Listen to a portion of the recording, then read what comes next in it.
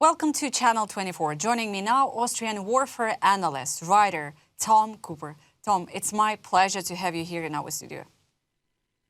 Thank you very much. Very nice to be with you, Natalie. So, Tom, let's start with all this Russian drone invasions into European countries. The recent attack on Copenhagen, Danish Prime Minister Mette Frederiksen, she did not rule out that Russia could have attacked Copenhagen. In your view, is this possible as a part of a Russian provocations in Europe? Well, a part of this is actually accidental, and part is definitely intentional. The Russians are simply testing and having fun with the Europeans complaining and not reacting in the way that would impress the Russians. They say, look, the Europeans are too weak, and if we continue keeping them under pressure, we can impress them even more. This is their hope. And through this, they are keeping Europeans foremost busy with their own defense instead of providing additional heavy weaponry and ammunition to Ukraine. Why? Because it's better for Russians if Europeans are wasting their time with preparing to defend against an invasion by Putin than if they are providing direct support to Ukraine right now. While Russia simply has no hope of winning this war in Ukraine, therefore it knows it can't go and now invading NATO.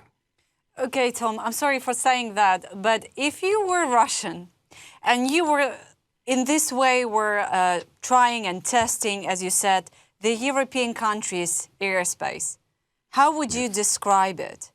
I mean, as a Russian. The way I'm doing this, I mean, I'm frequently, kind of switching to the devil's advocate and trying to explain to the Russians, whether to you or to somebody else, and trying to explain the way the Russians think. Yeah. It is the same, back in 2015 when they launched a military intervention in Syria.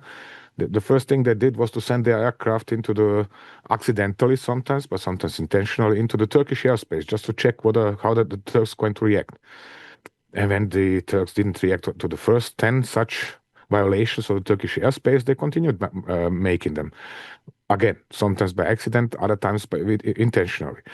It came so far that at some point in time, the Turks then started threatening, and then only the Russians reacted, and there was an agreement, and so on, in October 2015. And then the Russians kind of stuck to this agreement and were behaving correspondingly, at least until 24th of November. But then they forgot to send the announcement for the flight of these two Su-24s to Ankara. Literally, they forgot to do so. So they were sloppy.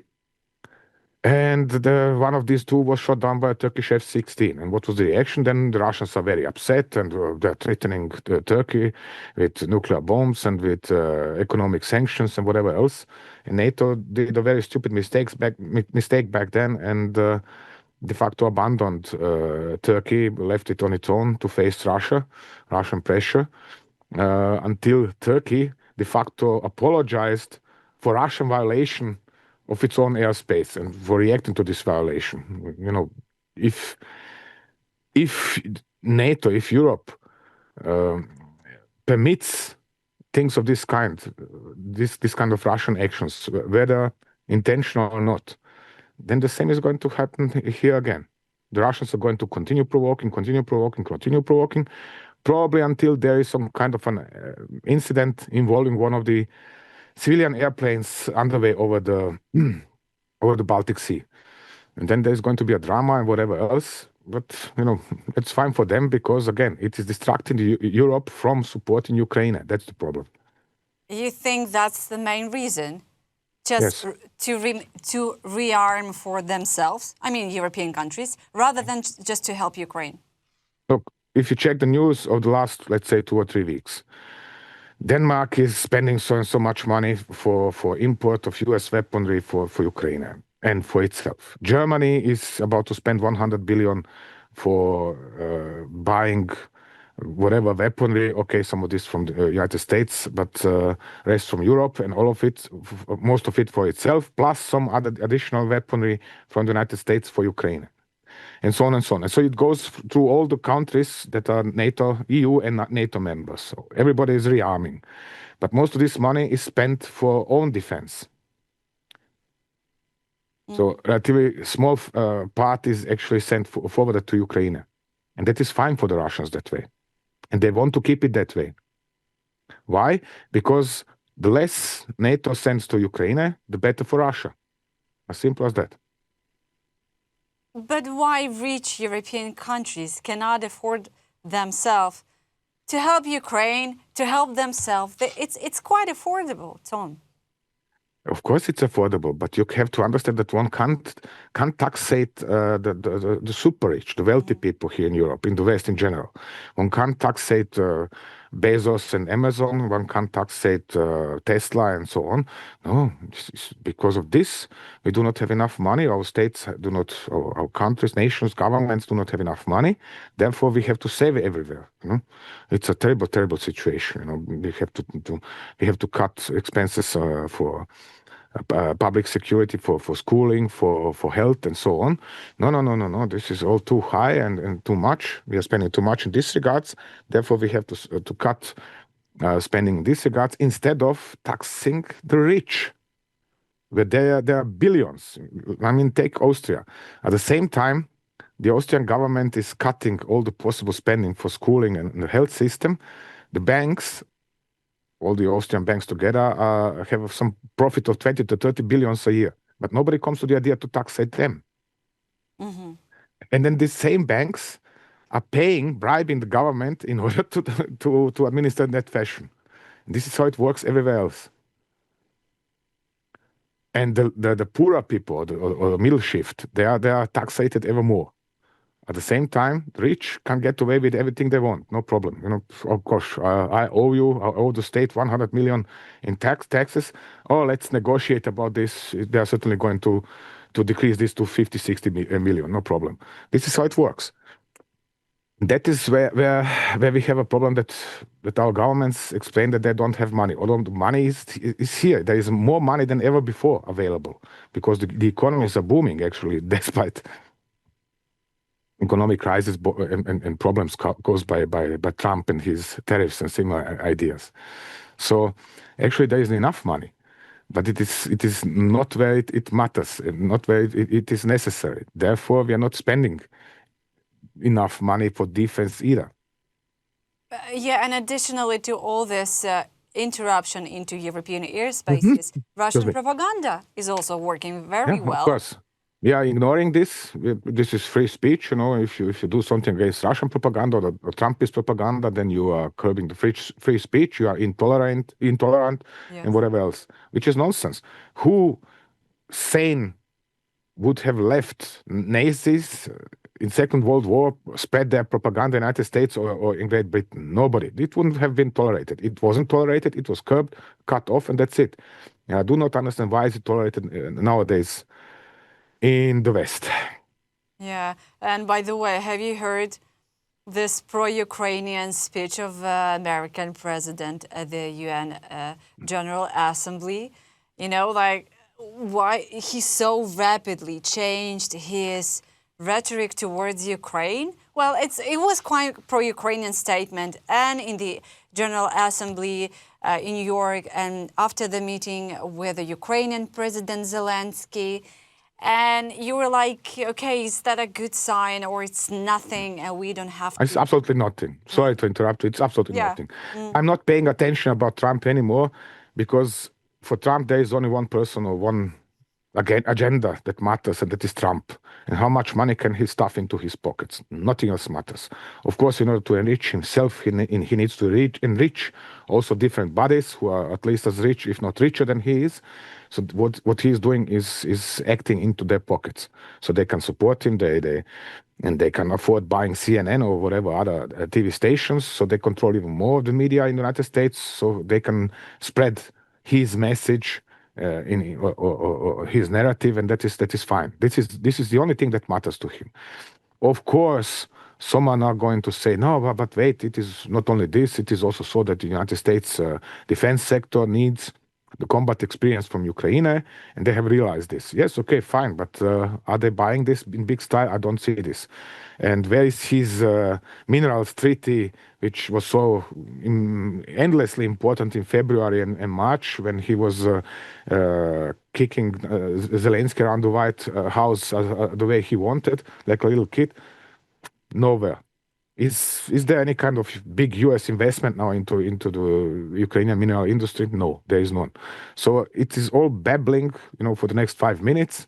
And tomorrow, I can't even recall. I've said that yesterday. It's as simple as that. Yeah, because, it's very hard to ignore the president's words, because it's when president of some country is talking, it's like a performative speech act. As in it's supposed to be like in the ancient times. If the queen is saying she's gonna cut your head off, she will do it definitely. So, and with the Trump, it doesn't work like this. No, what you have to focus upon is excuse me, that is my cat. What you have to focus upon is the deeds. That means, if Trump says something positive about, for example, Ukraine, is that followed by any kind of deeds? Is he now enabling export of more weaponry, of more ammunition to Ukraine as well? No, he is not. Is he pushing for something in this direction, some kind of legislation or whatever? No, he is not. It's the same essentially like with Biden. Just that now it is open, it is official that he is not supporting Ukraine. That is the sole difference. So, again, check the deeds. And the same is valid also for all the European presidents, chancellors, prime ministers, whoever. They can bubble endlessly. The biggest European export good, meanwhile, are meetings and summits, really. Every time something happens, meeting and meeting again. I mean, excuse me, how often do you want to meet, and what else do you want to discuss anymore about? If you haven't developed a strategy for how to defeat Russia by now, I mean, guys, the best of all would be to quit and go to the pension, and that's it. Nobody needs you, because you are obviously incompetent after 3.5 years to organize anything at all. And if you don't have strategy for such a simple, excuse me for expression, affair like Ukraine, then you don't have strategy for anything else you're doing at home.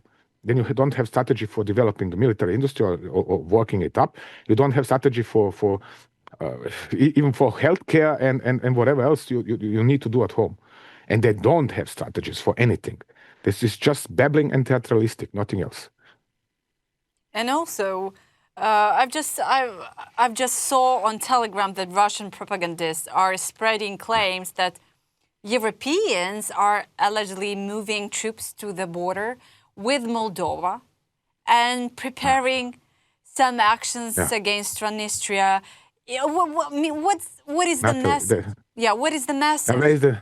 They are trying to steer troubles in Moldova, which means, look, they are going to get invaded tomorrow in the morning or something else. So NATO is going to invade. NATO Nazis are going to invade Moldova tomorrow in the morning or day after or whatever. So this is always the same old story. The Russian invasion of Ukraine is necessary because NATO Nazis and CIA has toppled the legitimate president in Kiev. Therefore, we have to bring this president back to power, or whoever else fits us. It doesn't matter. Most important is that we remove this regime of Zelensky from power. So this is the explanation for invasion, and correspondingly, now after 3.5 years of this theater. And after failing by all other means to steer some kind of trouble in Moldova, okay, now let's try it again in different fashion. Because why? Because this is keeping the opponent, in this case the EU and NATO, insecure about Russian intentions. It is on the other hand also bolstering this, excuse me for expression, but nonsensical idea that Putin is going to defeat Ukraine and then instantly invade NATO, whatever part of NATO, if nothing else, Moldova. So again, it is distracting from what matters. It is playing into Russian hands to explain, for NATO to think, oh, we have to rearm. We can't give even more arms and ammunition to Ukraine because we have to defend ourselves. Putin ante puertas tomorrow in the morning, or in 3 years, or in 5 years, in 10 years, whenever. This is all helping Putin. Why? Because his own armed forces are in crisis. His mobilization is falling down, so he cannot mobilize as many as he used to mobilize the last 2 years. At least through the last quarter, he didn't manage to mobilize more than 40,000 troops, perhaps, if as many. Usually, at earlier times, he would be mobilizing 35,000 troops a month. So there are troubles. There is also trouble in the energy sector, because the Ukrainian UAVs are striking refineries in Russia, and so on and so on. So he's distracting from his own troubles through exercising pressure upon NATO, and this is also serving the purpose of prompting NATO into rearming itself instead of rearming or arming Ukraine. Can you evaluate actually those Ukrainian attacks on Russian refineries as a successful one? Oh, gosh, okay, that is a little bit different topic. Here we have a following problem. If I gauge by experiences from certain past wars, especially Iran-Iraq war in particular, it's not going to work. Why? It's not going to work. No. Why? When you see back in 1980, 1981, Iranians and Iraqis started targeting each other's refineries. And essentially, in a matter of 1.5 months, Iranians have debilitated the Iraqi refineries so much so that Iraq couldn't, or the entire oil exporting industry, so much so that Iraq couldn't return to pre-war export levels, even once the war was over, 1988, 1989, 1990. It was that much damaged. On the other hand, but still, Iraq survived the war, continued borrowing money abroad, especially from Saudi Arabia, from United Arab Emirates, from Kuwait, and so on. So it survived the war, no problem. That didn't work. And on the other hand, the Iraqis were targeting Iranian oil industry, and they have damaged most of the refineries in Iran. Arguably, there were just some 6 or 7 of them major refineries in Iran of 1980, 1981. So what the Iraqis did was hit all of this, damage them. Well, but the Iranians have found a solution. They started exporting just crude oil, and particularly to what was then back then South Yemen. And they would have their crude oil refined at the refinery in Aden, and then imported it again as their own fuels until they have reconstructed their own refineries, and everything was fine. They were able to continue fighting the war. So what you need is not only targeting the refineries, you need striking other targets as well. And now the question is, what kind of target? Military bases? Did work? Military bases? Military bases at war are usually empty, except in Ukraine. In Ukraine is probably the only country which is keeping its military bases full of troops and letting them regularly get hit by Russian missiles. Everybody else would have emptied his or her military bases right at the start of the war. So what happened in Iran-Iraq war in early 1988, the Iranians have moved the mass of their troops from southern battlefields to northern battlefields. So Iraqis at that point in time have hit all the Iranian refineries with airstrikes and knocked them out. And now Tehran found itself in a situation where it has calculated that it would take 6 to 9 months to withdraw all the troops from northern front lines, return them back to southern front lines, because it was out of necessary fuels for this. And there were very poor road and train communications.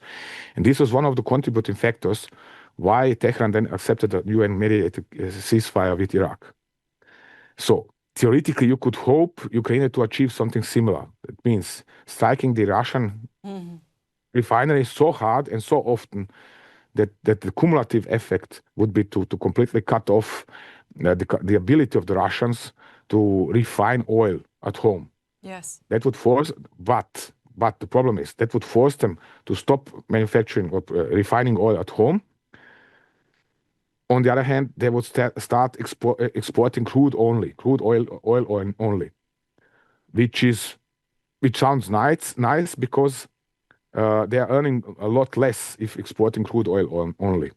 But on the other hand, you are not stopping their ability to import refined fuels from abroad. They would have no major problem with this.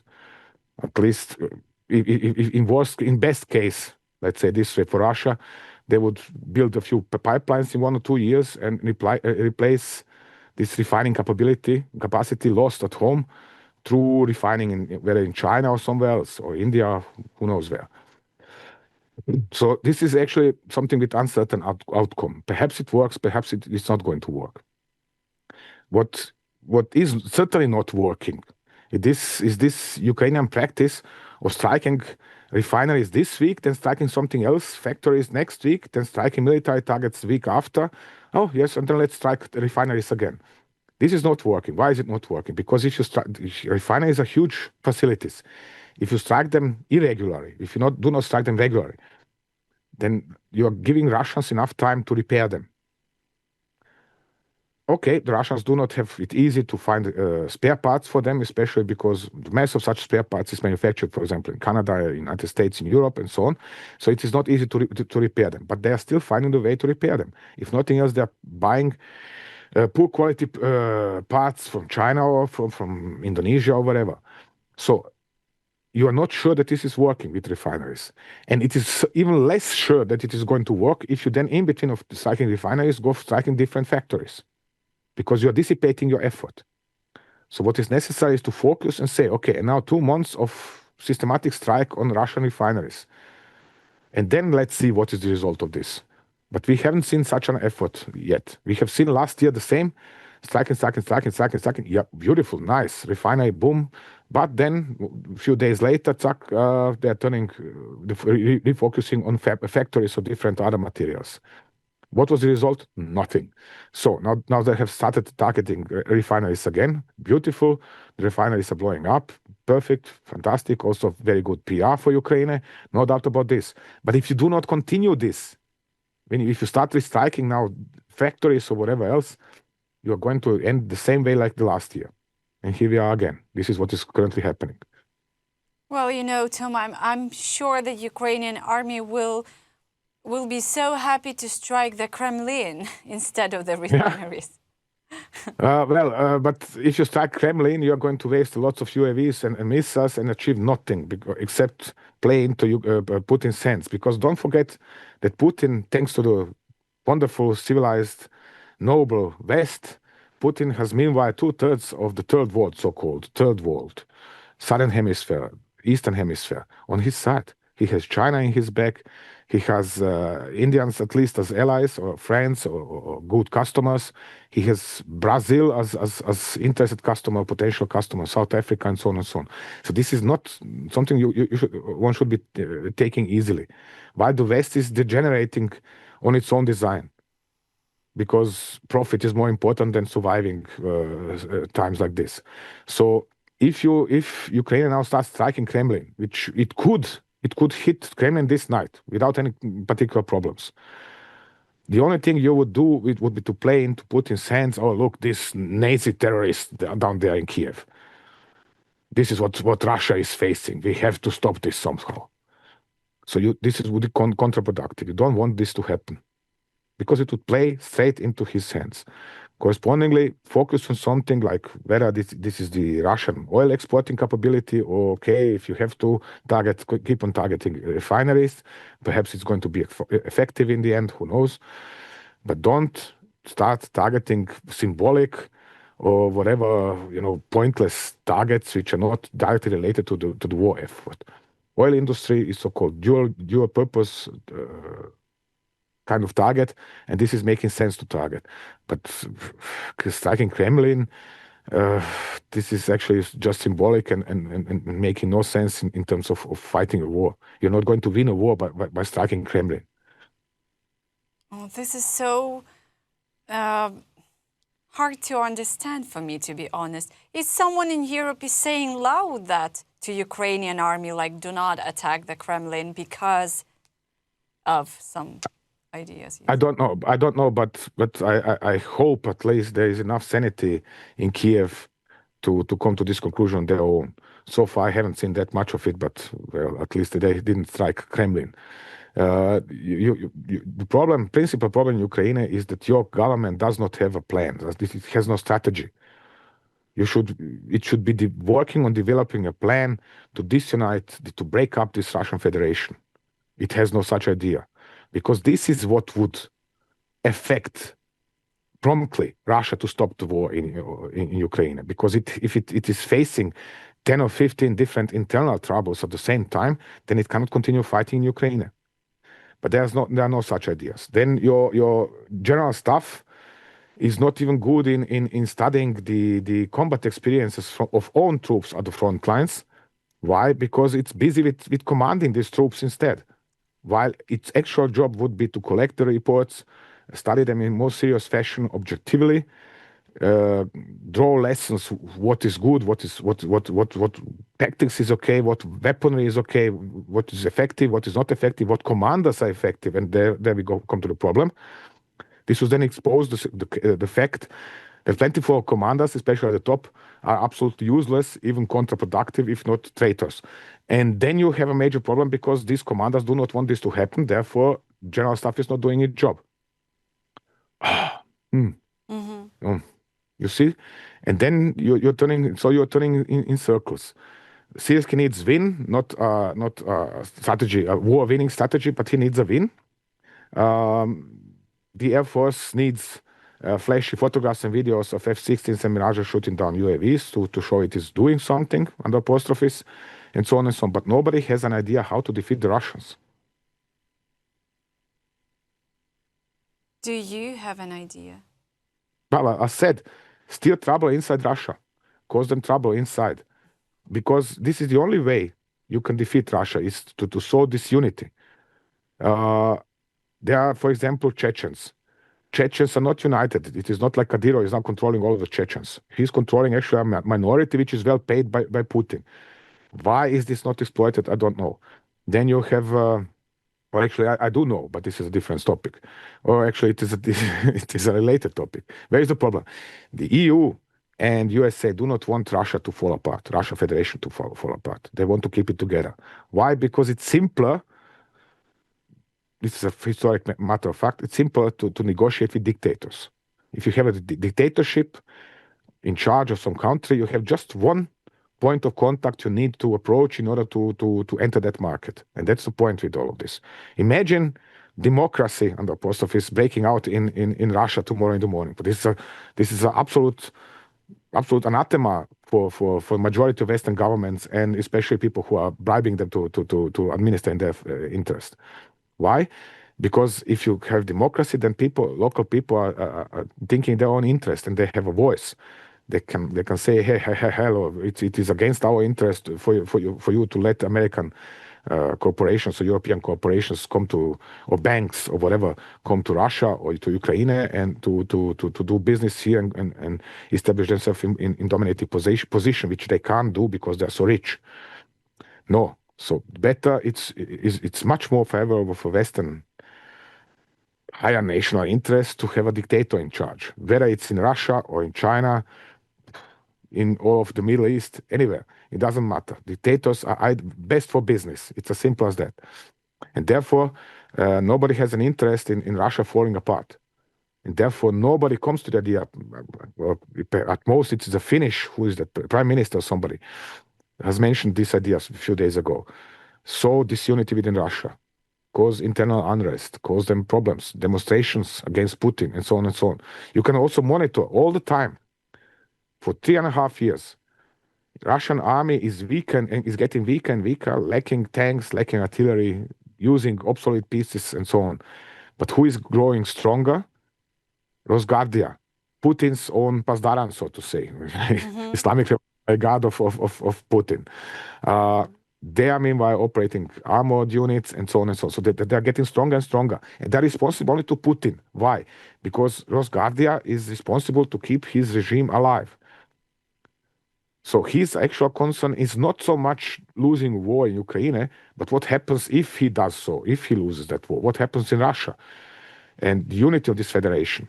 And whoever thinks this is easy to keep stuck together, it is not. Russia is anything else than monolithic block where everybody is thinking the same way. Otherwise, Putin wouldn't be taking so much care about assuming control over the media and imposing strict control, and the media saying exactly that what he wants them the people to hear. And even then, he's reaching perhaps 40% of the Russian public, not more. Mm-hmm. And speaking about the Russian old weapon, I just saw the New York Post said that Russia has restored to using decades-old Nazi weapons in its war in Ukraine, as the Kremlin has been forced to raid museums to help rearm the restock its mid-grinder war machine. It's rather surprising that New York Times has discovered this fact, because it's known since 2 years. New York Post. New York Post, okay. It comes to the same, because this is what is happening for 2 years already. Yeah, I know, but no, it's a kind of a fresh one. Yes, it's like a few days ago. I said, the Americans are discovering this only now. Why it's happening already 2 years? It's the same like the Americans have sent the Russians have sent their representatives all over the world to collect old Sukhoi Su-25 fighter bombers from different customers to whom they have sold them in the past. Yes. Why? Because the Russian Air Force is short on Su-25s. So the only way to rebuild this Air Force is to collect old Su-25s from abroad, bring them to Russia, have them overhauled, and return to service. So this is how far they're going. And if this is New York Times or New York Post is discovering this only now, fine for them. I think they are not just. I think that's something like a continuation of something that. Okay, I hope so. I think it's a continuation. Okay, and just for the end of the conversation, Tom, you are a well-known war analyst, but so well respected in Ukraine especially. How do you evaluate the Frontline now? Where is Russia gaining the upper hand, and where is Ukraine leading? To my big surprise, I'm really surprised, and I would really like to congratulate gentlemen in charge of the Sumy sector, because they are doing great. This was this came as a big surprise. They are doing excellent over there. And another big surprise was this counterattack on the eastern flank of Pokrovsk sector, where they have pocketed Russians north of Dobropilya. Yes. And apparently there is a similar counterattack undergoing further southeast, which is also a good sign. This is really beautiful. I mean, after 2 years of watching Ukraine falling back and falling back and falling back all the time, it is so pleasant to say, oh gosh, yes, they have liberated something, even if it's just a smoldering ruin, if nothing else. But they have liberated something. They have liberated not only a few villages, but they have hit the Russians into the flank, have found weak spots in the Russian positions, driven into their back and cut them off. I mean, this is fantastic. Where there is a little bit of concern, still a little bit of concern, is Kupiansk sector. That would be southern part of the Kupiansk sector, where the situation remains tense as the Russians are trying to reach the Oskil River. And let's see what is going on to do there. I mean, the local commanders are excellent. This is the best corps of the Ukrainian army, no matter how much chopped apart by Syrskyi. But still, they are doing great job. They are reorganizing. They have actually largely reorganized their units and retrained the units of that corps and all the neighboring units as well. So the things are a little bit better. They can do much more with less troops, less ammunition than on other sectors. So, but overall, we are still in the position of stalemate. And this is so because the West, as said, is keeping back with heavy weaponry instead of delivering more of it to Ukraine. No, you don't hear any kind of major announcements, at least announcements, if not deliveries. For deliveries of heavy weaponry like tanks, like APCs and so on. The most of all was this Italian announcement that they are going to sell or to send 400 M113s, which are obsolete already 20 years ago, not to talk about 2 years ago, and so on and so on. So this is not really the solution, but at least one step in the right direction. So what is necessary is for NATO to stop playing chicken and fearing this Putin's invasion, and start thinking soberly and say, okay, let's support Ukraine, let's bolster these armed forces, because the majority of Ukrainian brigades are meanwhile down to 50% nominal strength. which means they lack 50% of troops, vehicles, equipment, and so on. And this is the problem number one. And until this changes fundamentally, until Ukrainian armed forces recover their mobility, their nominal strength, troop strength, you cannot expect them to go driving Russians really into the sea, or at least back to the border, wherever. Well, Tom, at least I'm happy to hear some positive notes in your tone, Yeah, which is me quite too. unusual in our conversations. So at least thank you for that. And thank you You're most welcome. for being with me this time, and I hope not the last time. Very much my pleasure. Thank you very much for listening to me so long. No, it was Have a nice my day. pleasure. And Thank you. please keep yourself safe, everybody in Ukraine. Yeah, thank you so much.